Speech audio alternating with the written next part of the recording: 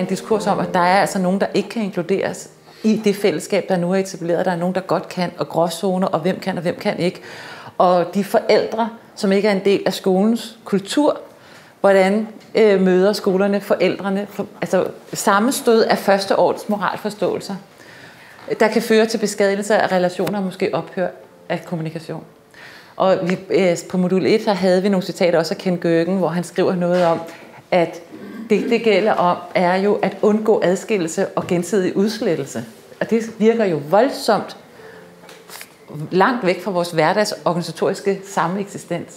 Men når vi kigger på moral og etik, så er det jo hele tiden i spil, hvordan vi ekskluderer os selv og hinanden, eller inkluderer os selv og hinanden gennem sprog og moral.